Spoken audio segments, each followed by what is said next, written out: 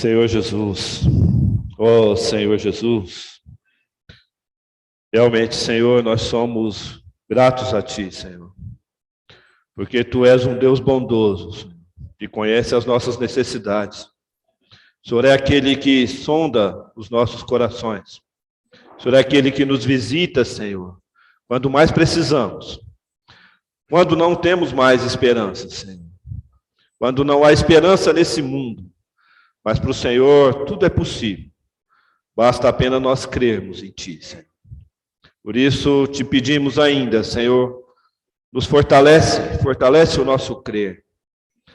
Nos ajuda na nossa falta de fé, para que possamos desfrutar do Teu poder, do poder da Tua palavra, do Teu poder que opera em cada um de nós. Gratos somos, Senhor, pela vida da Esther.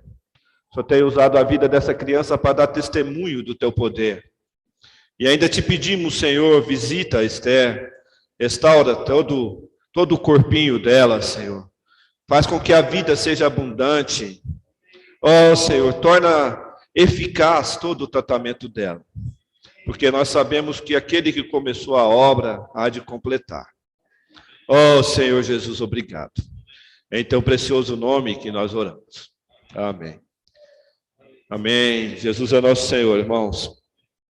Nós vamos dar continuidade ao encargo da palavra de ontem e compartilhamos com os irmãos. Peço os irmãos que abram a palavra em Mateus 20. Nós falamos um pouco sobre a parábola dos trabalhadores da vinha, né? Começamos falando, a partir dessa porção de Mateus 20, daquele que é o protagonista dessa história. Esse Senhor bondoso, um Senhor misericordioso, que nos olha realmente com um olhar de misericórdia em direção às nossas necessidades. E aí, a partir desse olhar, é que Ele dispensa graça, conforme a Tua vontade para cada um de nós. Irmãos, e quando percebemos isso, nós vemos que esse Senhor não desiste de nós. Ele é aquele que se esvaziou, Ele se humilhou, se deu na cruz, obedeceu até a morte, para que nós pudéssemos experimentar um Deus que conhece as nossas necessidades. Nós sabemos, isso é notório, compartilhei com os irmãos ontem também isso, que nós não merecemos.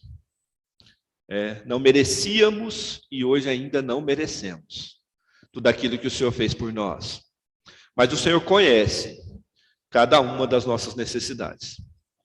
E esse exemplo para nós também é a necessidade que temos de nos esvaziar assim como o Senhor, nos humilhar na presença do Senhor, tirar o nosso coração daquilo que está no mundo, das riquezas, para que também tenhamos a sensibilidade de reconhecer, de conhecer também as necessidades das pessoas que estão junto conosco, nos nossos relacionamentos, no nosso trabalho, nas nossas famílias, Por vezes nós pensamos no mérito, que ele merece ou não merece, e podemos ter pessoas necessitadas dentro das nossas próprias casas, dentro dos nossos próprios lares, sentados aos nossos lados.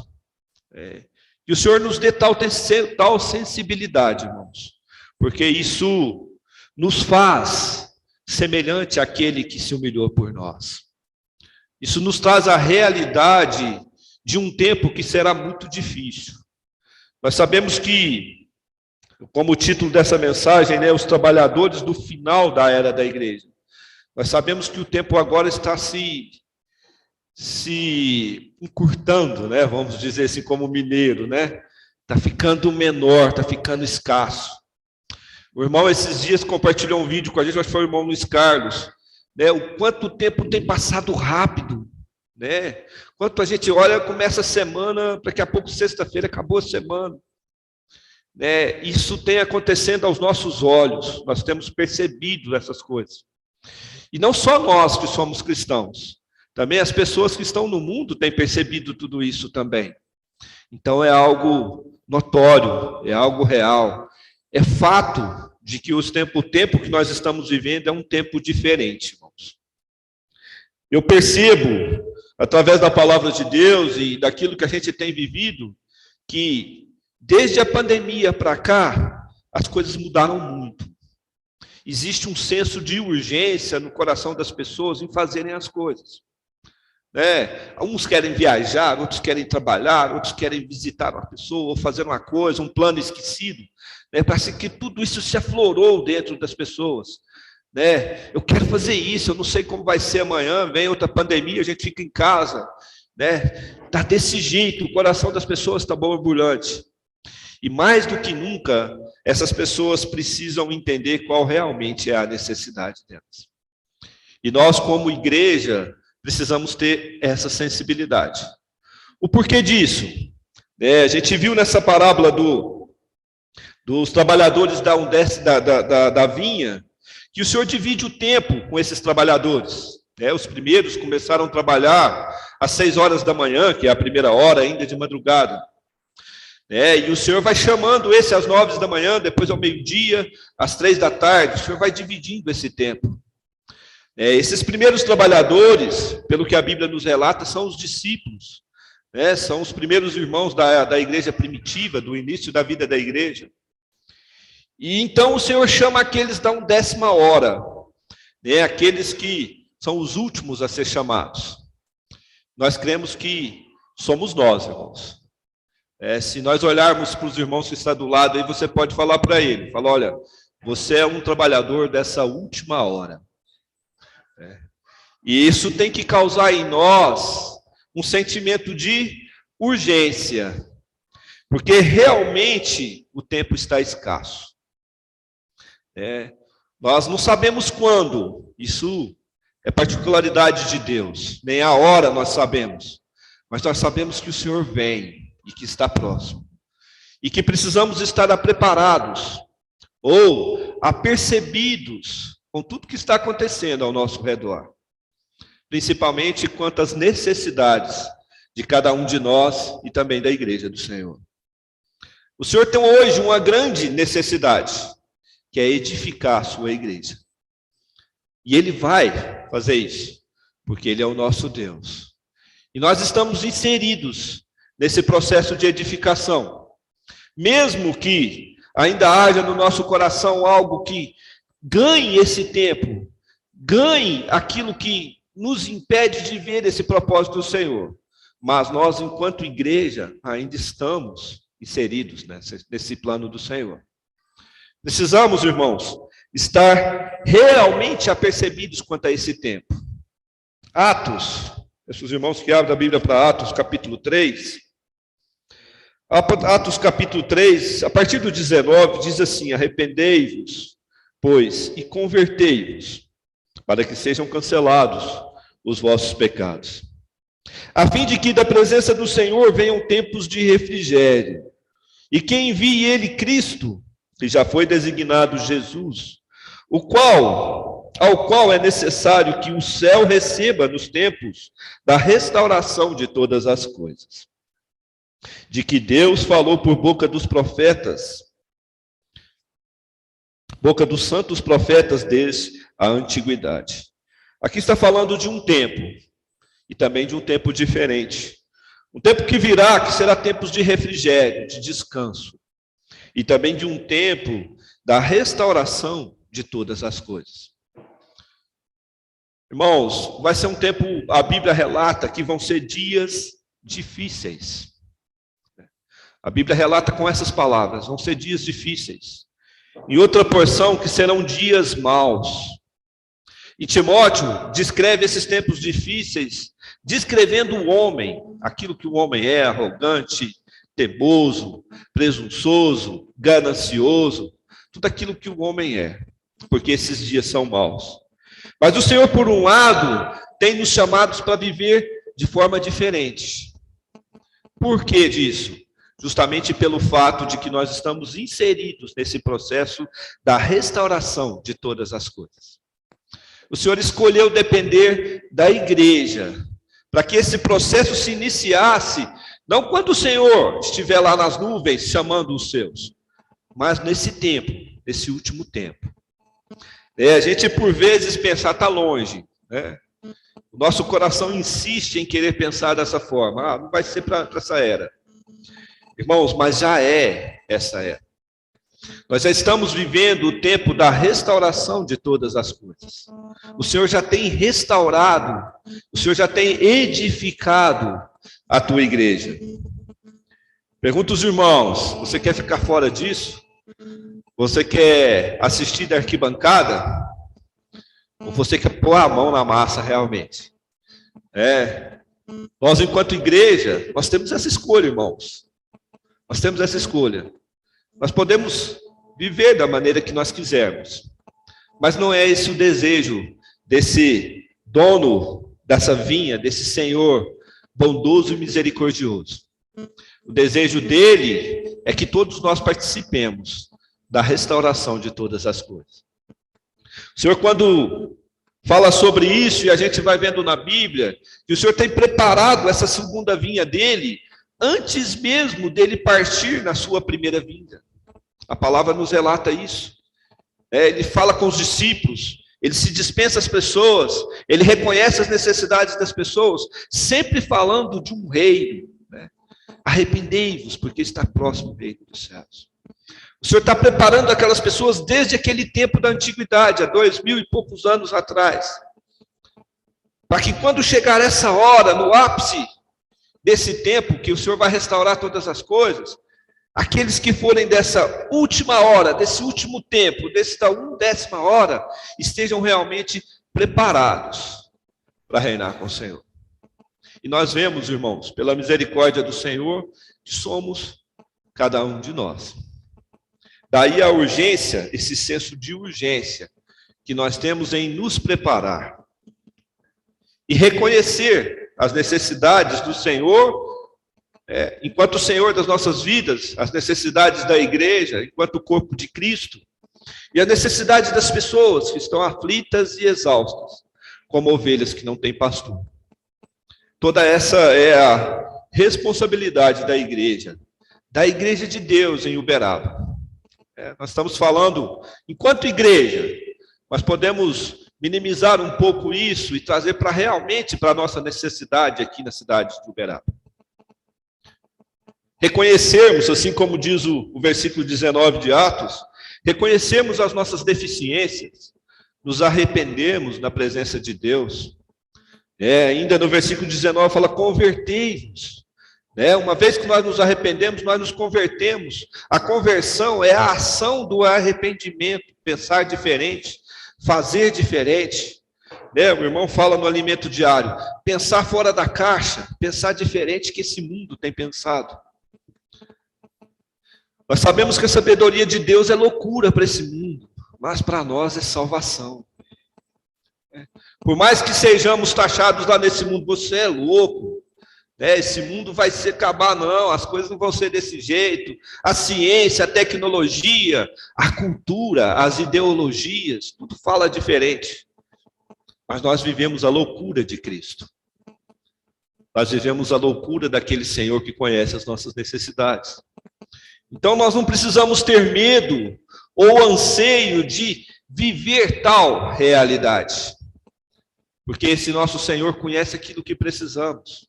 Ele irá nos suprir, Ele irá nos fortalecer, porque nós podemos tudo naquele que nos fortalece. Queria ler um versículo com os irmãos, que mostra um pouco desse senso de urgência. Efésios 5.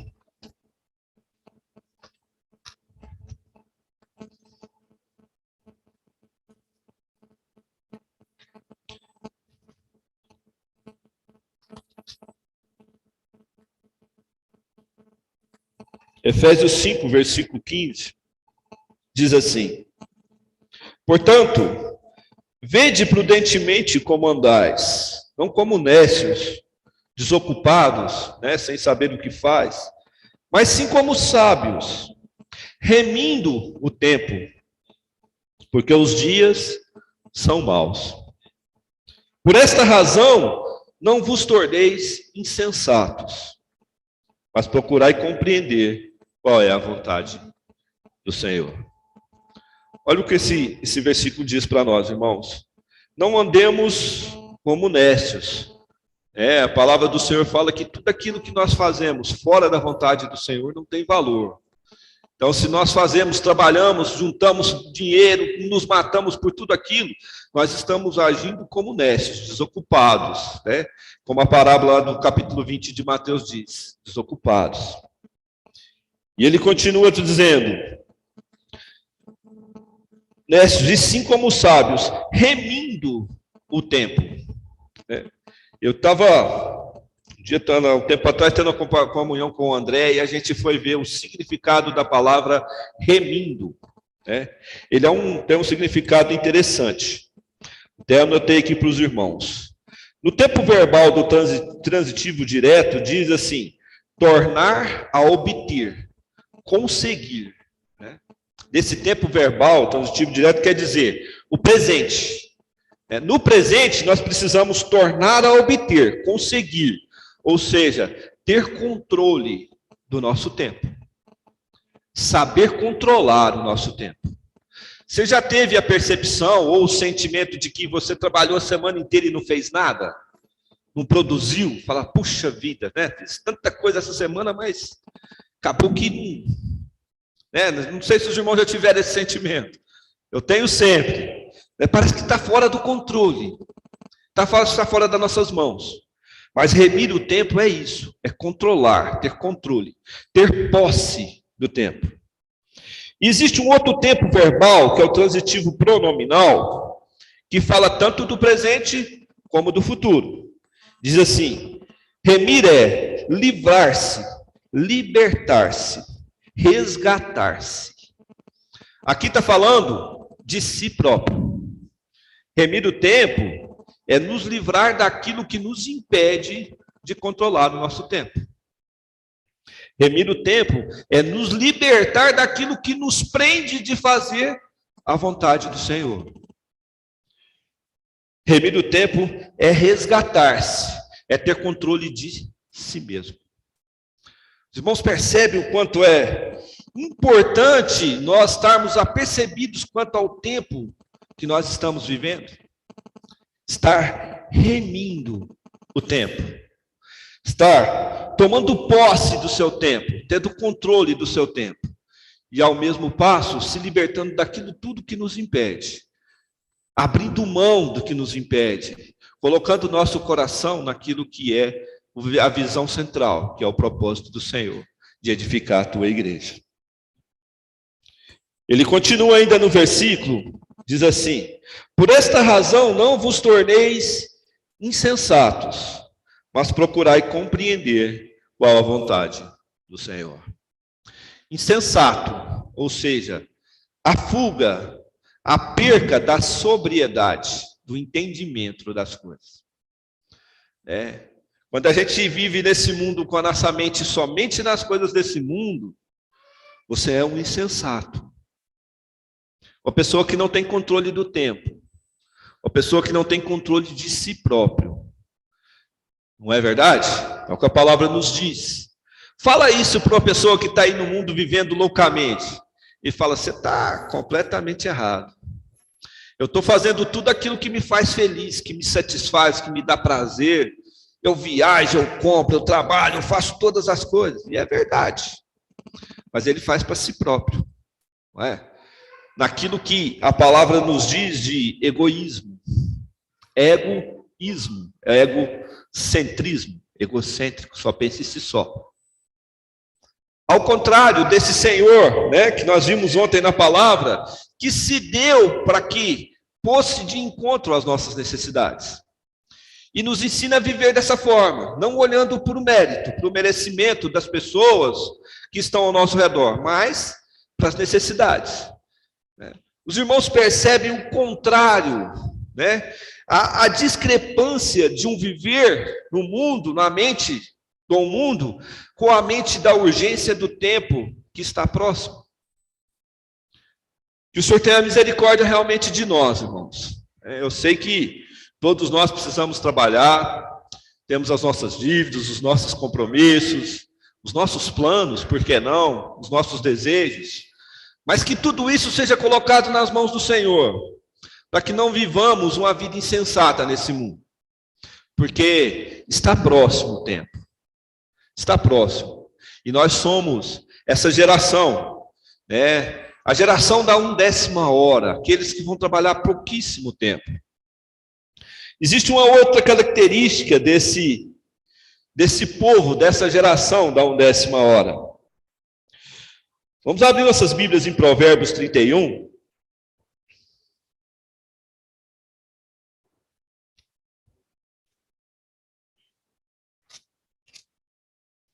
Uma porção da palavra também muito conhecida. E eu tenho certeza que as irmãs amam muito essa porção da palavra. Provérbios 31, a partir do versículo 10, fala da mulher virtuosa, né? Que simboliza a igreja, tipifica a igreja. E aqui mostra algumas características dessa mulher virtuosa, que são as características desses trabalhadores da última hora, desses vencedores, aqueles que serão realmente vencedores. Uma característica desses trabalhadores da última hora é que eles não negam o nome do Senhor e tomam a cruz e seguem o Senhor. Nós vemos aqui, a partir do versículo 16, que essa igreja virtuosa, essa mulher virtuosa, ela tem um trabalho. Versículo 16: examina uma propriedade e adquire-a, planta uma vinha com as rendas do seu trabalho. Cinge os lombos de força e fortalece os braços. Ela percebe que o seu ganho é bom, a sua lâmpada não se apaga de noite. Essa mulher virtuosa, essa igreja virtuosa, essa mulher que é a trabalhadora da última hora, ela examina a propriedade. Ela tem a percepção daquilo que está ao redor dela. Muitas vezes nós estamos num ambiente, o Danilo falou algo importante, uma pessoa estranha vem, oferece uma boneca para Esther que não conhece. Isso é ter percepção do que está acontecendo ao nosso redor. Nós precisamos estar atentos, irmãos. O inimigo do Senhor não dorme. Ele está como um leão, bramando, para poder pegar aquele que está desapercebido. E essa igreja, por ter percepção do que está ao redor, ela adquire, planta uma vinha com as suas rendas, com as rendas do seu trabalho. Ela toma posse daquilo que está acontecendo ao seu redor. Não deixa ser ferido, não deixa ser dominado, não deixa ser influenciado por aquilo que está acontecendo. E quando isso acontece, nós temos um ganho, porque então temos a oportunidade de expressar o reino de Deus para as pessoas. Fala que ela adquire essa propriedade, planta uma vinha, que é a expressão da igreja, e com as suas rendas do seu trabalho, uma vinha com as rendas do seu trabalho.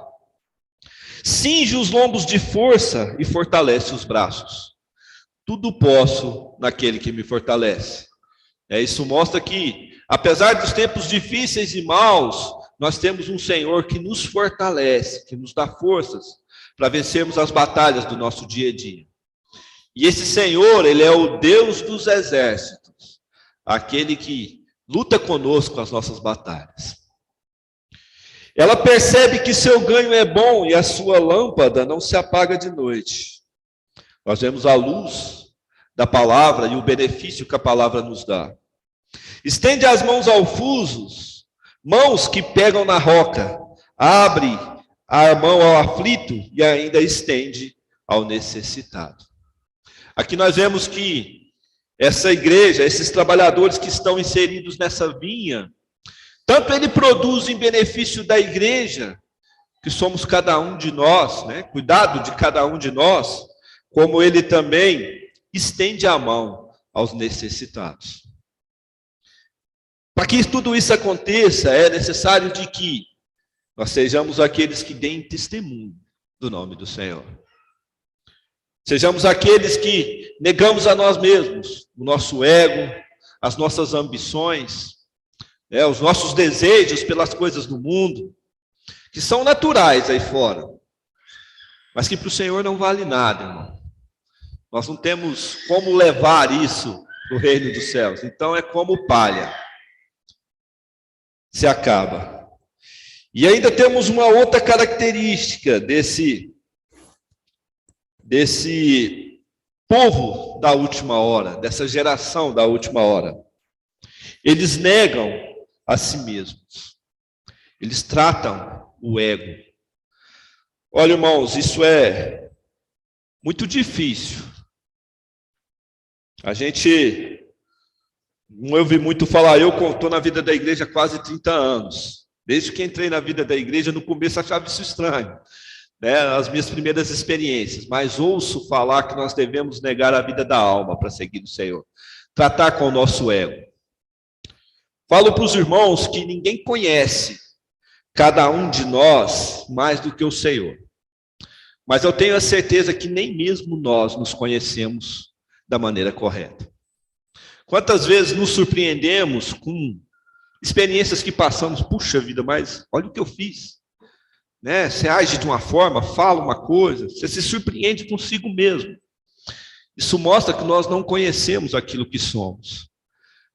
Por isso o Senhor nos deu o exemplo de nos esvaziarmos realmente do que somos, tratar do nosso ego. Muitas vezes estamos certos, mas por que não calar para que possa preservar a fé do irmão, em benefício, em prol da igreja? Mas o nosso ego está aqui borbulhando, fala, faz, isso não está certo. Mas o Espírito fala para você, cala. Você fala, mas eu estou certo. Aí vem a lógica do mérito e do merecimento. Eu preciso falar. Mas o tempo, a necessidade não é essa. Isso é muito importante, irmãos, muito importante. A gente vê aquela porção de Mateus 16, que o Senhor fala para Pedro, o Senhor está lá falando para Pedro que vai para Jerusalém, que necessitava ser entregue aos principais, e ser pego, preso, crucificado e morto, e que ressuscitaria. Mas a mente do Pedro, com as suas opiniões, ele só pega no ponto de que o Senhor seria morto. Aí ele fala, Senhor, de maneira nenhuma isso irá acontecer contigo. Essa é a opinião de Pedro. E o Senhor fala, Pedro, para Pedro. E fala, arreda Satanás. Como nós vemos nessa porção, como Satanás aproveita da brecha das nossas opiniões, a brecha do nosso ego, a brecha daquilo que nós pensamos, para poder atacar o Senhor, para poder frustrar os planos do Senhor, para poder atrapalhar o plano normal daquilo que é a edificação da igreja. Como o nosso ego está ali na linha tênue, de uma hora servir o Senhor e a hora está à mercê do inimigo de Deus. Porque quando nós abrimos a boca e expomos as nossas opiniões, muitas vezes somos como os fariseus, O Senhor fala em Mateus 21, ai de ti, fariseu hipócrita. Falamos de aparência, de coisas que não é a realidade do Senhor. Irmãos, essa é uma característica crucial para aqueles que estão trabalhando nessa última hora do Senhor. Para aqueles que vão herdar algo imensurável. Nós vamos ser da realeza, eu acredito que sim. Vamos sentar no trono junto com o Senhor. Vamos desfrutar de uma vida eterna na presença de um Deus que é um Pai bondoso, misericordioso e amoroso conosco. E vamos estar ali, lado a lado com o Senhor. Não sei se os irmãos pensam isso, Eu tenho essa mania, minha mente viaja nessas coisas. Fico pensando, falo, Senhor, que maravilha. Nos livrar das aflições desse mundo, nos livrar dos sofrimentos, das tristezas, ou até mesmo dos prazeres transitórios e passageiros que esse mundo nos oferece. Vamos ficar livres de todas essas coisas para desfrutar de algo que só Deus tem para nos dar. Só Deus pode nos dar, irmãos. É isso que o Senhor tem preparado para nós. E quando olhamos para essas características, né?